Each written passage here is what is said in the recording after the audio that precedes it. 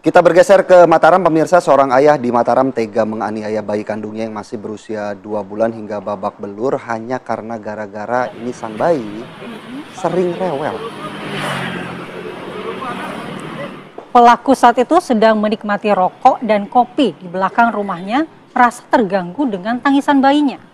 Pelaku mengaku sudah berusaha menggendong sambil menghibur agar bayinya tenang, namun karena tak berhasil, ia tega menampar wajah bayinya serta mencubit dan menyundutkan rokoknya ke kaki sang bayi. Korban bayi mengalami luka-luka di sekujur tubuhnya dan pelaku kini ditahan dengan ancaman hukuman maksimal 15 tahun penjara. Tega loh ini kalau kita lihat foto bagaimana wajah dari sang bayi ya. Iya, Sampai ini biru di bagian sangat mata. teriris rasanya Iya. melihat Nah, kejadian ini. Kita saksikan pemirsa ya. Dan untuk mendalami kasus ini, kita akan bergabung dengan Dr. Wahyu Sulistia Afara, Wakil Ketua LPA Kota Mataram. Selamat pagi, Mbak Farah. Selamat pagi, Mbak. Ya, Mbak Farah, kita ingin tahu sebenarnya bagaimana kondisi korban atau bayi itu saat ini dan siapa yang saat ini merawat bayi tersebut. Baik. Oke, mungkin sebelum saya jawab pertanyaan tersebut, barangkali sedikit kronologi singkatnya.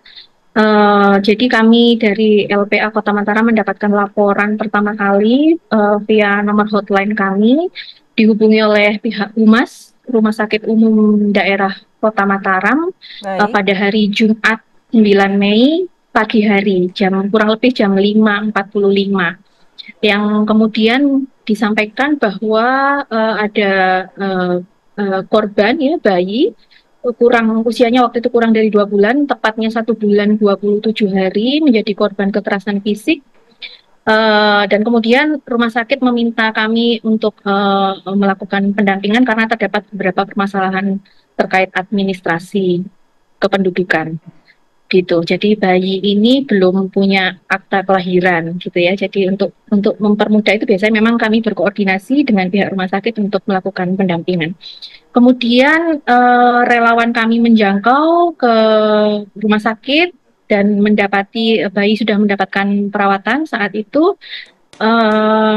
Kemudian dirawat selama kurang lebih 4 hari, jadi 9 Mei masuk, 13 Mei sudah boleh pulang, saat ini sudah bersama keluarga, artinya dengan ibu bayi. Begitu, Mbak. Mbak Farah, kalau hasil dari laporan yang diterima oleh pihak LPA sendiri, apa kemudian yang menjadi penyebab utama sang ayah ini sampai tega untuk menganiaya anaknya sendiri begitu? Baik, ya saat kami ke UGD menjangkau follow up laporan dari rumah sakit, kemudian setelah bayi mendapat perawatan lebih baik dan sudah dipindahkan ke ruang rawat, maka kami mencoba untuk melakukan asesmen awal terhadap ibu bayinya. Jadi waktu itu kronologisnya hari Rabunya, jadi masuk rumah sakit itu kan Kamis malam ya, menghubungi kami Jumat, kami dihubungi LPA Kota, dan ternyata kejadiannya itu hari Rabu.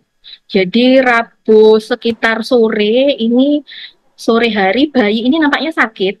Bayi ini sedang dalam kondisi sakit, jadi ibu pasien mengaku ada batuk dan sedikit sesak gitu sehingga bayinya sering rewel.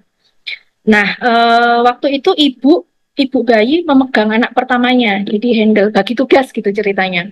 Handle anak pertama, bapaknya gendong bayinya gitu ya. Kemudian karena bayinya rewel, tuker ibunya yang menggendong bayi tersebut dan kemudian disusui begitu. Nah, saat itu tiba-tiba bapaknya memukul bagian mata gitu ya.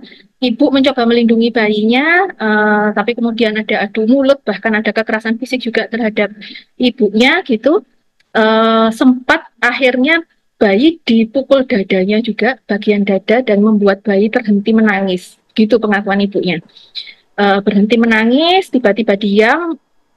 Ibunya mengaku ada sempat matanya hanya putihnya yang terlihat begitu ya. Ibunya menangis, kemudian mencoba menenangkan anaknya.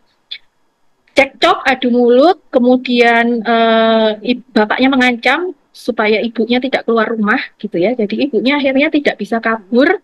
Bapaknya mencoba merayu, mengajak damai seperti tidak pernah terjadi begitu ya. Kemudian bapaknya pergi meninggalkan rumah sampai dini hari, Kamis dini hari.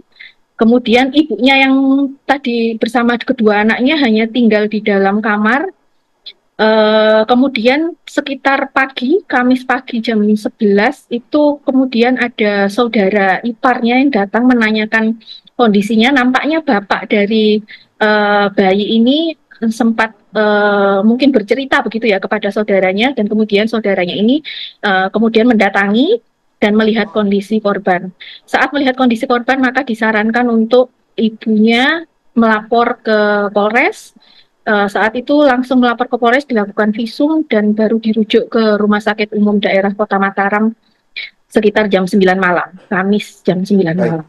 Begitu. Jadi Mbak Farah, kalau dari penyebab video yang kami ya, lihat, kalau video yang kami lihat ini sebenarnya pelaku sepertinya masih berusia muda. Apakah usia muda juga sering menjadi pemicu ya, penyebab begitu, bagaimana tindak kekerasan terhadap bayi sendiri begitu, Mbak Farah? ya, ya. Oh, ini pertanyaan yang bagus sekali, Mas Philip. Jadi setelah kami coba menggali lebih dalam, ini pasangan ini nampaknya menikah, usia saat menikah memang masih usia anak. Jadi waktu itu bapaknya masih belum genap 20 tahun, 18 tahun, ibunya pada saat menikah itu masih usia 16 tahun. Dan hari ini si ibu dari bayi itu berulang tahun yang ke-18 tahun, tepat pada hari ini. Jadi kondisinya memang keduanya merupakan pasangan yang menikah di bawah umur. Begitu. Saya rasa ini menjadi faktor yang berkontribusi cukup kuat ya pada kasus-kasus semacam ini yang pernah kami tangani, karena memang tidak ada kesiapan baik itu mental, fisik, finansial begitu pada kondisi-kondisi keluarga pasangan menikah usia anak begitu. Ya. Baik. Ya, Bu Farah, kalau memang pasangan ini menikah muda, apakah mereka ini tinggalnya masih berjauhan dengan kedua orang tua? Ya, kalau tidak salah mereka kontrak rumah yang sebenarnya dekat dengan rumah saudara, masih satu kecamatan begitu. Baik, Pak Farah, mungkin sedikit saja terakhir untuk kondisi sang bayi yang saat ini juga masih dirawat, apakah akan juga diasuh oleh ibunya, atau hingga saat ini pihak LPA sendiri akan memantau langsung bagaimana perkembangan dari sang bayi? Baik, tentu saja Mas, kami masih tetap melakukan pendampingan. Juga kemarin dari psikolog kami LPA Kota Mataram melakukan pendampingan kepada ibunya untuk pemulihan psikologis pasca traumanya. Baru satu sesi, nanti mungkin kami akan lanjutkan sembari juga melakukan pendampingan kepada si bayi. Begitu. Baik, terima kasih Ibu Dr. Wahyu Sulistia Afara, Wakil Ketua LPA Kota Mataram, bergabung di Apa Kabar Indonesia Pagi. Selamat pagi dan selamat beraktivitas kembali. Terima kasih, Bu Farah. Selamat pagi.